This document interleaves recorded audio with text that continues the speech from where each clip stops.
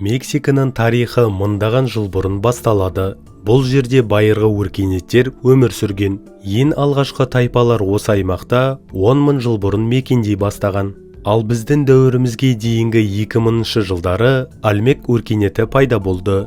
Бұл Мезоамериканың алғашқы дамыған мәдениеті болып саналады. Кейін майя, Теотиуакан және Толтек өркениеттері гүлденіп, күрделі қалалар, ибадатханалар мен күнтізбе жүйелерін жасады.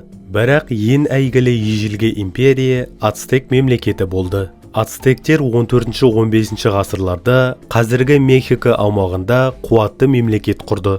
Олардың астанасы Теночтитлан су үстінде салынған керемет қала еді. 1519 жылы испан конкистадоры Эрнан Кортес Мексика жағалауына келіп, Ацтек империясын жаулап ала бастады. 1521 жылы ацтектер толық жеңіліс тапты, ал Мексика Испанияның колониясына айналды.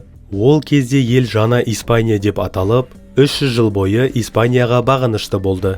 Отарлық дәуірінде жергілікті тұрғындар кен өндірісінде, егіншілікте және шіркеу жұмысында ауыр еңбекке жегілді. 1810 жылы Мексикада тәуелсіздік үшін көтеріліс басталды. 10 жылға созылған күрестен кейін 1821 жылы Мексика Испаниядан тәуелсіздігін жариялады. Алайда ел ішіндегі саяси тұрақсыздық пен соғыстар жалғасын тапты. Соның ішінде ақш-пен болған соғыс нәтижесінде Мексика өз территориясының жартысынан айырылды. 20 ғасырда Мексика революциясы орын алып, әлеуметтік өзгерістер мен жер реформалары жүргізілді. Бүгінде Мексика президенттік басқарудағы федеративті республика. Ол ежелгі өркениеттер мен отарлық тарихтың, заманауи мәдениет пен күрделі әлеуметтік контрастың тоғысқан мекені.